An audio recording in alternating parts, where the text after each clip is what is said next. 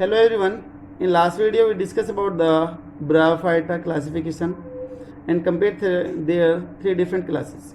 In this video we will discuss about the remaining points of the comparison and some extra point of the Bryophyta. तो बेटा जो हमारा next point है that is spore dispersal. Next point is the spore dispersal कि जो spores बने हैं वो किस तरीके से डिस्पर्स होंगे, उनको डिस्पर्स करने के लिए किस किस चीज़ की वहाँ पर हेल्प होगी, किस चीज़ की नीड होगी, वो हमें यहाँ पर क्या करना है, डील करना है. ठीक है, तो सबसे पहले हमें स्पोर डिस्पर्सल डील करना है इन लीवरवोर्ट. लीवरवोर्ट में बेटा अगर हम बात करें स्पोर डिस्पर्सल के लिए तो दे हैव द इलेटर. इलेटर्स. अभी इलेटर्स क्या होते हैं, कैसे हेल्प करेंगे वो भी समझते हैं. अगर हम हॉर्नवोर्ट की बात करें, एंथोसिरोटोप्सिडा की बात करें तो they have the pseudo elater. Pseudo इलेटर्स and this one have last one that is have the peristome या फिर टीथ. पेरिस्टोम या बेटा टीथ हम पहले पढ़ चुके हैं. इसका जो नेचर है वो हम पढ़ चुके हैं, कैसे दिखाई देंगे, कितने नंबर में होंगे, वो चीज़ें हम सब कुछ देख चुके हैं. अभी जो हमें यहाँ पर डील करने हैं वो स्ट्रक्चर डील करनी है अबाउट इलेटर. इलेटर की हमें डिटेल स्ट्रक्चर अभी यहाँ पर डील करने की कैसे दिखाई देगा. ठीक है, तो यहाँ पर हम डील करते हैं that is elater. In case of the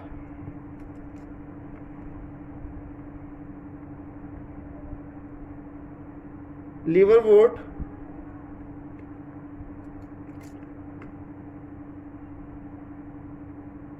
Markensia and other member have SMC tissue, that is spore mother cell. Spore mother cell जिसकी प्लोइडी कितनी है 2n.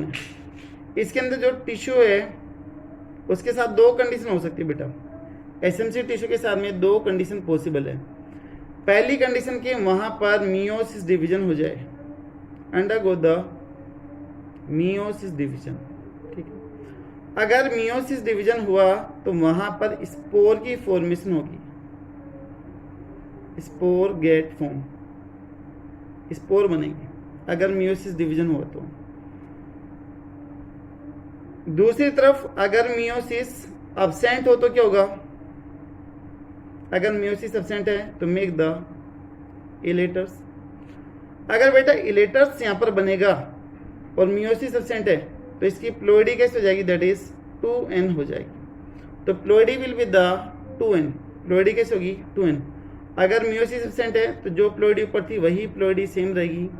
अगर यहाँ पर मियोसिस हो रही है तो बेटा स्पोर के नंबर जो प्लोइडी होगी that will be the n. ठीक है, ये यहाँ पर कंडीशन है. एक बार मैं फिर से रिपीट कर रहा हूँ, मार्केंसी में और दूसरे मेंबर्स में क्या होगा, एसएमसी टिश्यू होगा. स्पोर मदर सेल जिसकी प्लोइडी कितनी है 2n है. अब इस एसएमसी टिश्यू के साथ में दो कंडीशन है, या तो वो मियोसिस डिवीजन में जाए या फिर नहीं जाए. अगर मियोसिस डिवीजन हो रहा है तो स्पोर बनेंगे जिसकी प्लोइडी क्या होगी n. अगर मियोसिस डिवीजन नहीं हो रहा है तो बेटा यहाँ पर बनेगा इलेटर जिसकी प्लोइडी हो जाएगी 2n हो जाएगी. मैं साफ साफ लिख देता हूँ, मेक द 2n कंडीशन. जो ये इलेटर है कैसे दिखाई देगा वो समझते हैं. इलेटर है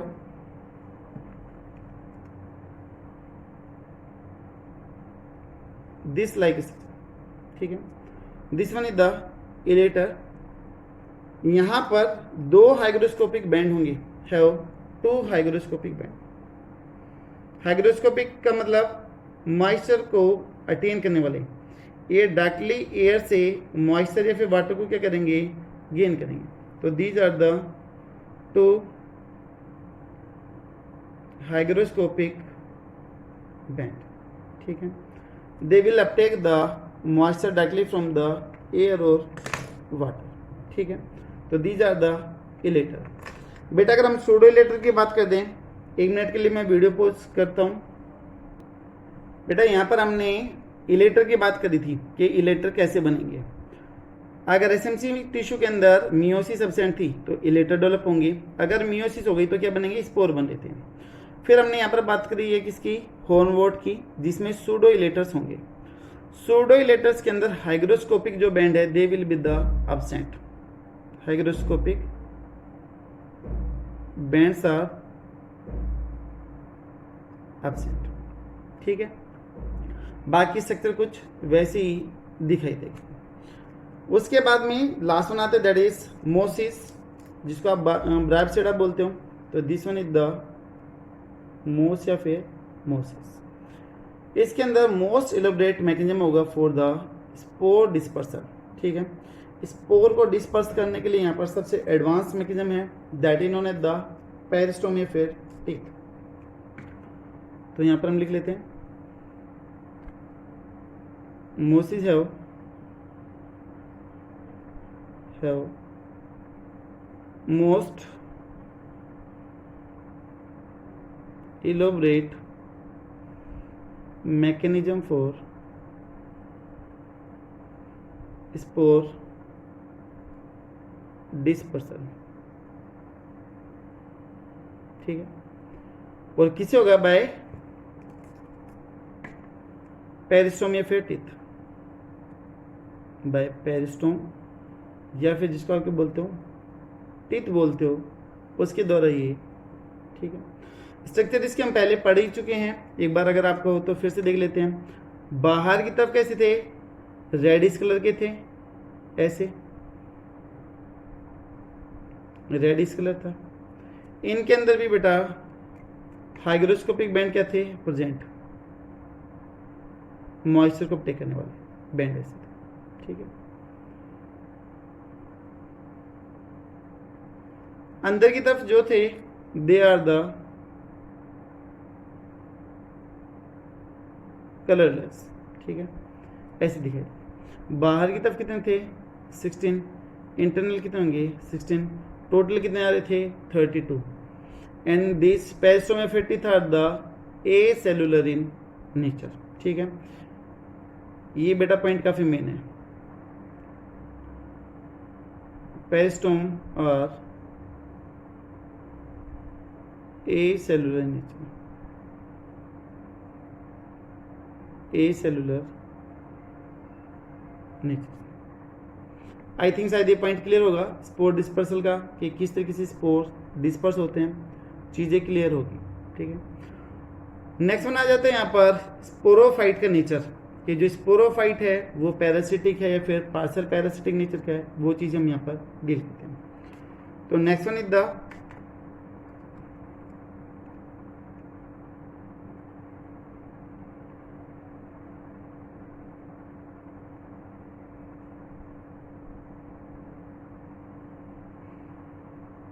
स्पोरोफिटिक नेचर, ठीक है। बेटा यहाँ पर दो टर्म यूज होगी, एक तो टोटल पैरासाइट। टोटल पैरासाइट का मतलब जो गैमेटोफाइट से, जो होस्ट प्लांट से खाना भी ले और साथ में स्पेस भी ले, फूड और स्पेस दोनों होस्ट प्लांट गैमेटोफाइट से लेने लग रहे हैं, तो उसको तो बोलते हैं टोटल पैरासाइट बोलते हैं।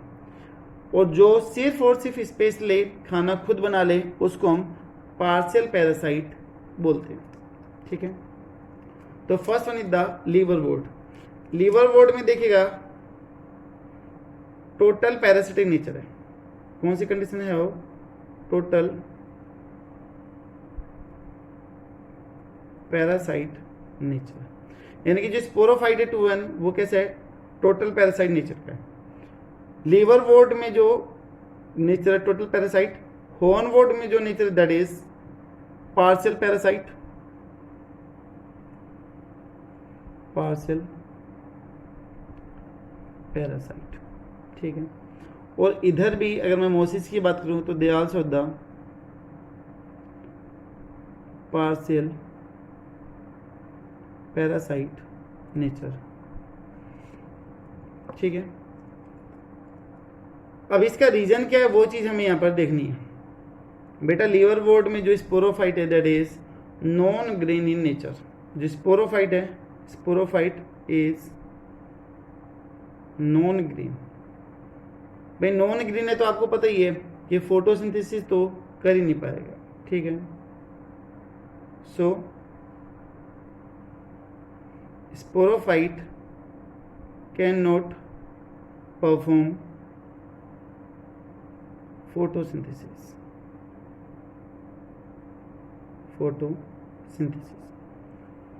so remain dependent on gametophyte for water and minerals। Water और मिनरल्स के लिए किसके ऊपर डिपेंडेंट होगा? वो गेमेटोफाइट के ऊपर डिपेंडेंट होगा। तो इसलिए इसको क्या बोला गया है? टोटल पैरासाइट बोला गया है, क्योंकि वो नॉन ग्रीन नेचर का, ठीक है। यहाँ पर अगर बेटा इन दोनों में बात कर दें तो these are the green sporophyte. कैसे? ये ग्रीन स्पोरोफाइट है। अगर ग्रीन स्पोरोफाइट है तो मतलब फूड की फॉर्मेशन खुद कर सकते हैं, can synthesise their own food. तो अपना खाना ये खुद बना सकते हैं, ठीक है। लेकिन ये स्पेस कहाँ से लेंगे? गेमेटोफाइट के ऊपर ग्रो करेंगे, but grow on gametophyte, so require space. तो इसलिए स्पेस की रिक्वायरमेंट है। अगर स्पेस की रिक्वायरमेंट है तो फिर उसको हम क्या बोल देंगे?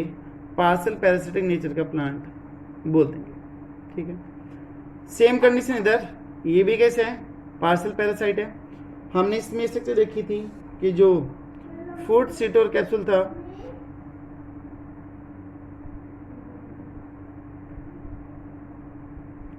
फूड सीटे एंड कैप्सूल, ये इसके केस में कैसे होंगे? तीनों के तीनों पार्ट ग्रीन होंगे।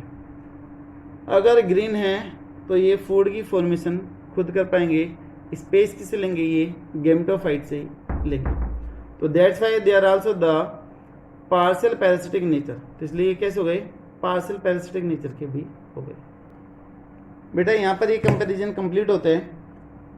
इसके बाद में हम ब्रायोफाइटा की जो एक्स्ट्रा पॉइंट हैं, पूरे चैप्टर के छोटे छोटे जो पॉइंट्स हैं वो डील करते हैं। तो यहाँ पर एक्स्ट्रा पॉइंट्स, तो बेटा एक्स्ट्रा पॉइंट में सबसे पहला हम नाम लेते हैं किसका? स्फेग्नम का।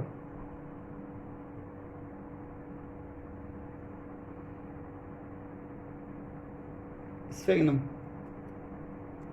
स्फेग्नम in known as the cotton moss. जितने भी नेम है इनसे बिकम लॉजिक देखेंगे कि ऐसा क्यों बोलते हैं। आल्सो नोन एज द क्वेकिंग मोस, also known as the pit moss, और also known as the carpet moss।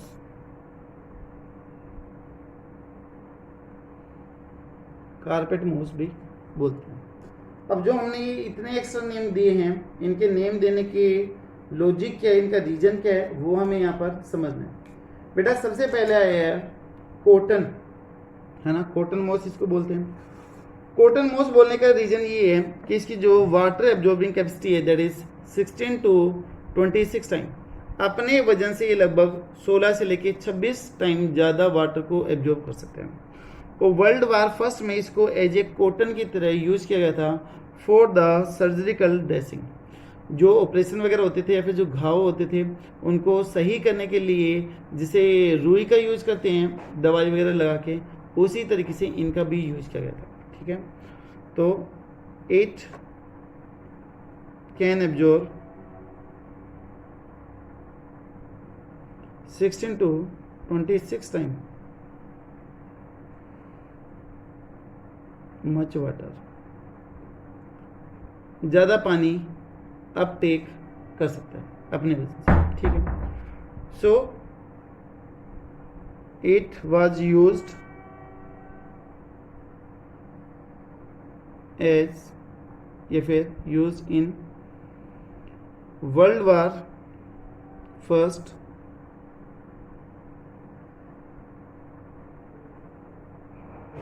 For dressing.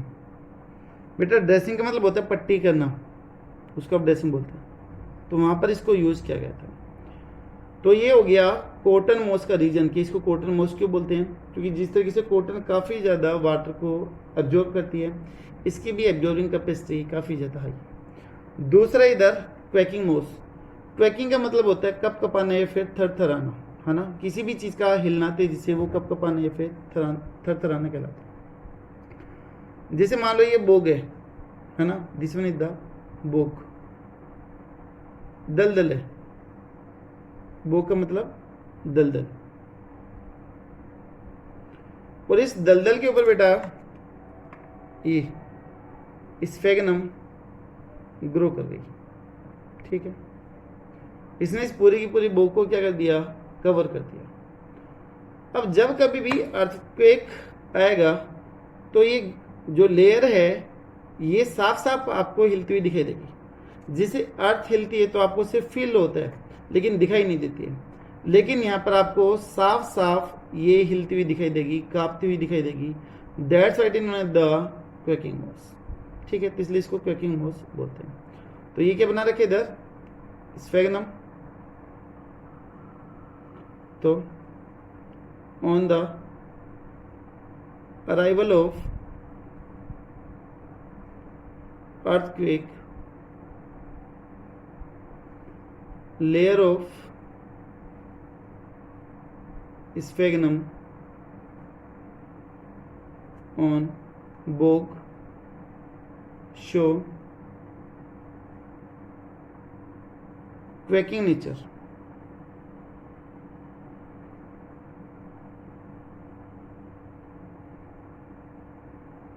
ठीक है,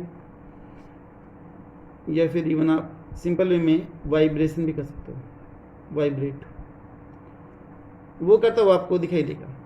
तो इसलिए इसको क्वैकिंग मोस बोलते हैं, क्योंकि ये कप कपाता हुआ दिखाई देते हैं। थर्ड वन बेटा जो टर्म लिखी हमने, दैट इज द पिट मोस। पिट मोस की बात करते हैं कि पिट मोस क्यों बोला है। यहां पर हमने बात करी थी किसकी, क्वैकिंग मोस की।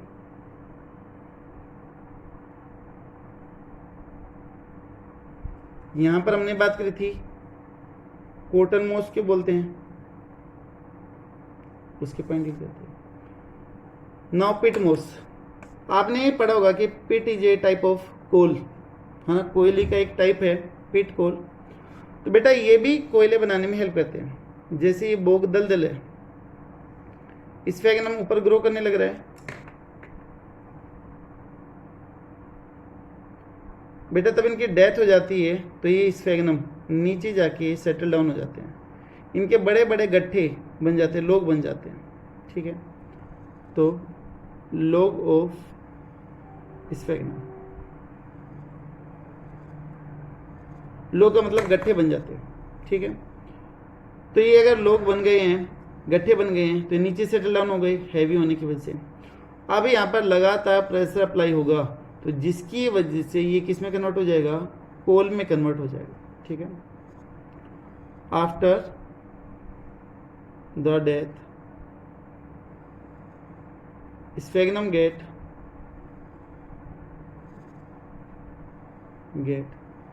settle down on bottom, and due to high temperature and pressure, log of sphagnum convert into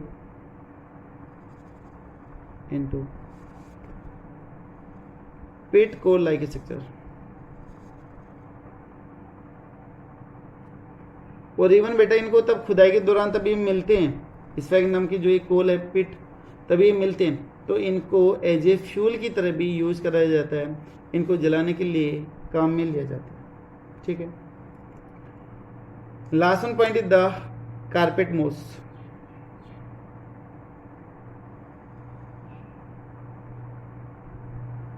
आपने वर्ड कई बार सुना होगा, ग्रीन कारपेट, रेड कारपेट, जो ये बड़े बड़े अवार्ड होते हैं ऑस्कर वगैरह के, इनमें बोलते कि रेड कारपेट के ऊपर चलते हुए दिखाई दिए। तो बेटा यहाँ पर भी कुछ ऐसे ही है कि जो स्फेगनम है वो तब इस बोग दलदल के ऊपर जम जाती है, तो एक कंटिन्यूस कारपेट की फॉर्मेशन करती है। ठीक है, दलदल के ऊपर ये ग्रो कर गई तो एक कंटिन्यूस लेयर बन जाती है जो कारपेट की जैसी अपीयरेंस देती है, and that have the green colour. ठीक है, when sphagnum continuously grow on bog, then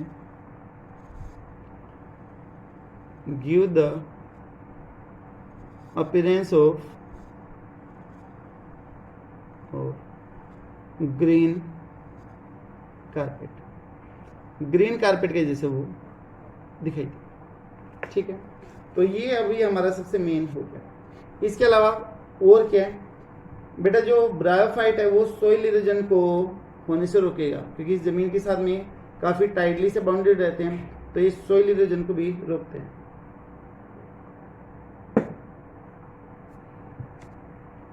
prevent soil erosion,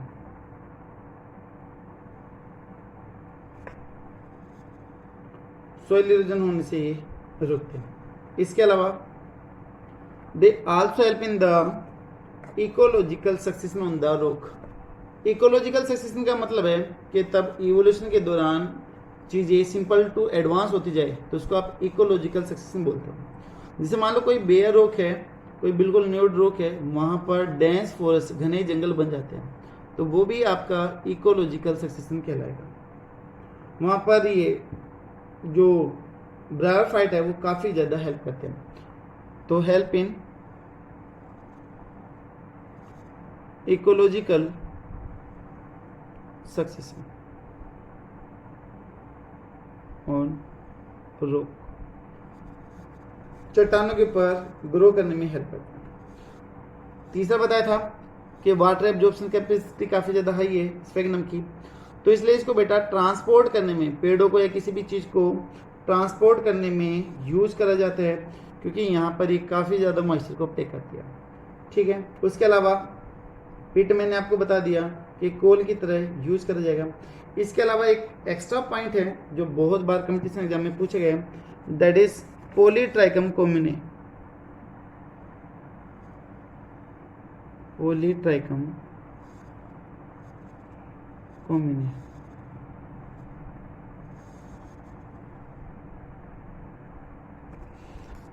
बेटा ये जो है Polytrichum commune, this plant product is use to remove the kidney stone.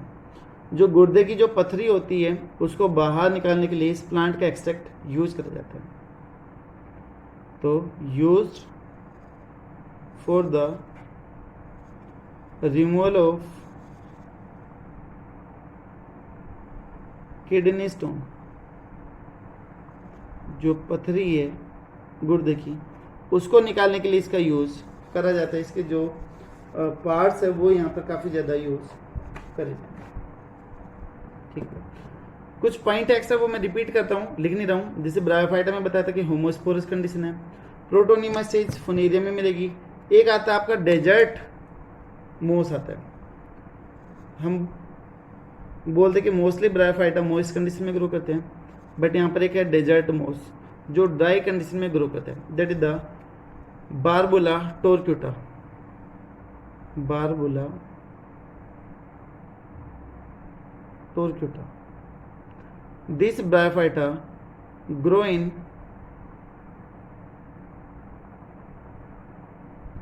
Dry condition, dry condition में वो grow करे। और क्या एक्स्ट्रा पॉइंट है, एक दो यहाँ पर एक्स्ट्रा पॉइंट हो रहे हैं, दैट इज सेक्सिकोलस आ गया, कोर्टिकोकोलस आ गया। यहाँ पर कुछ टर्म्स और मैं एग्जांपल लिख रहा हूँ।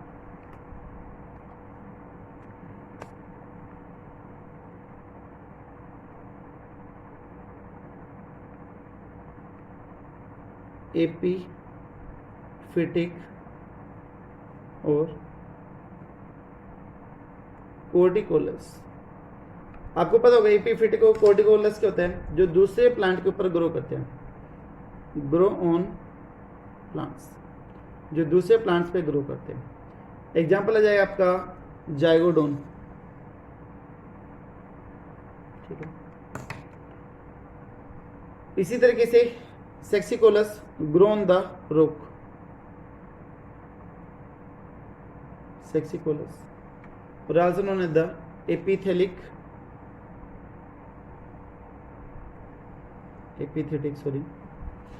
ग्रो ऑन रोक।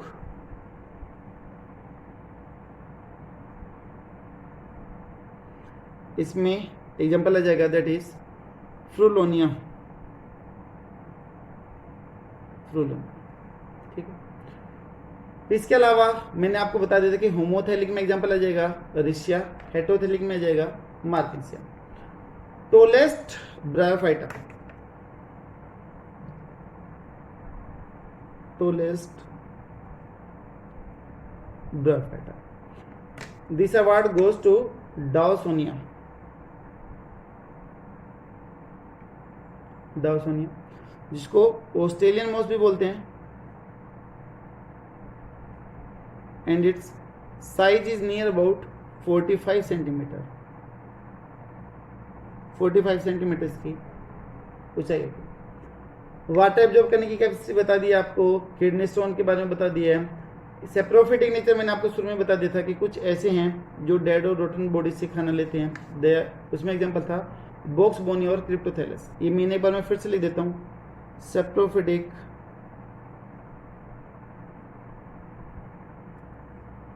ब्रायोफाइटा, इसमें नाम आ जाएगा Buxbaumia and the Cryptothallus.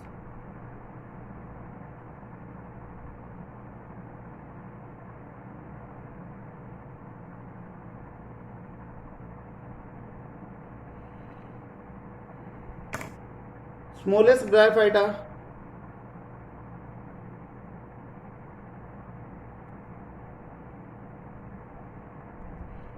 Smallest bryophyta award goes to जूपिस।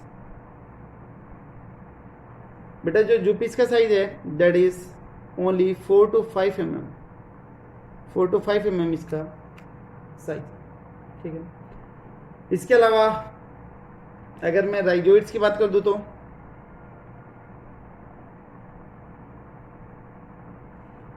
Rhizoids के क्या क्या फीचर होंगे, they are the smooth walled,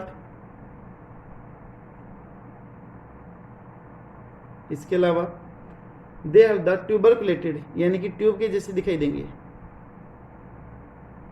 ट्यूबरकुलेटेड, ये ट्यूब हो गई, इसमें इस तरीके से छोटी छोटी फोल्डिंग्स दिखाई देती है कुछ, तो this one is the tuberculated structure, ठीक है। उसके बाद में कुछ यहाँ पर वेजिटेटिव रिप्रोडक्शन के टाइप्स आते हैं जो मैं पहले बता चुका हूँ। एक बार मैं फिर से यहाँ पर आपको बता देता हूँ कि वेजिटेटिव रिप्रोडक्शन में कौन कौन से टाइप्स मिल जाएंगे। वैसे पहले ये चीज़ें मैं बता चुका हूँ।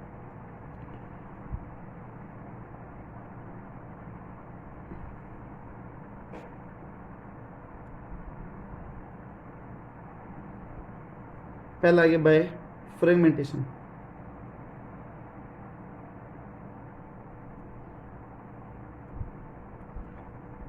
फ्रेगमेंटेशन में नाम आ जाएगा रिशिया, ठीक है।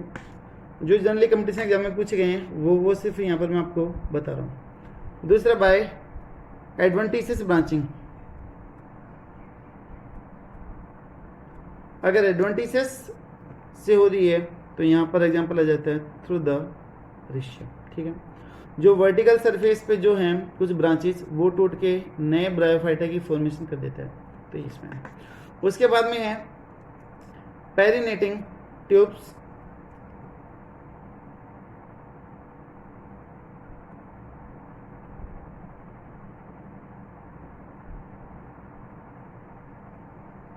ट्यूबर्स, बेटा ट्यूबर्स है ना, ट्यूब नहीं है, this one is the tubers. Tubers आपने पढ़ेंगे जो इरेगुलर स्ट्रक्चर होती है, जो टेढ़ी मेढ़ी स्ट्रक्चर होती हैं, they are the tubers. For example जैसे कि पोटैटो आता है।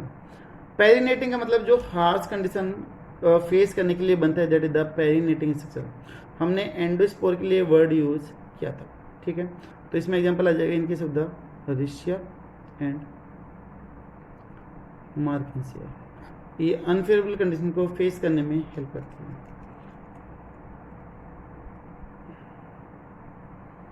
बाय